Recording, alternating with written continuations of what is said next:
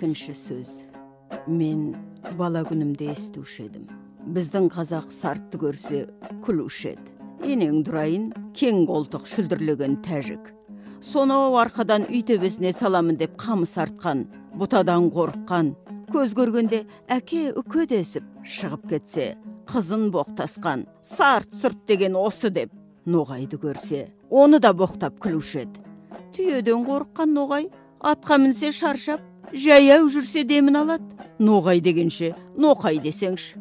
Түкке ыңғай келмейді.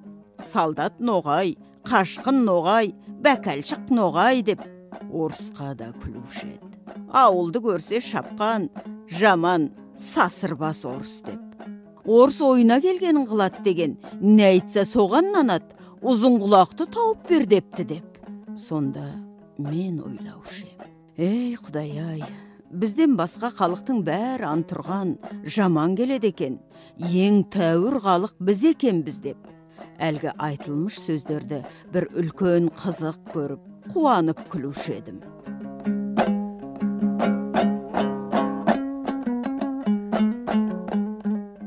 Енді қарап тұрсам, сарттың екпеген егіні жоқ, шығармаған жемісі жоқ, саудагерінің жүрмеген жері жоқ, қылмаған шеберлігі жоқ.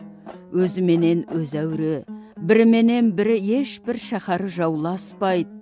Орысқа қарамай тұрғанда қазақтың өлісінің ақыреттігін, тірісінің киімін сол жеткізіп тұрды. Әке балаға қимайтұғын малыңды кірелеп, сол айдап кетіп тұрды. Орысқа қараған соң да, орыстың өнерлерін бізден олар көп үйреніп кетті. Үлкен байлар да, үлкен молдалар да, ептілік, қырмызылық, сыпайылық бәр соларда. Ноғайға қарасам, солдаттыққа да шыдайды, кедейлікке де шыдайды, қазаға да шыдайды. Молда медресе сақтап, дін күтуге де шыдайды. Еңбек қылып мал табудың да жөнін солар біледі, салтанат әсем де соларда.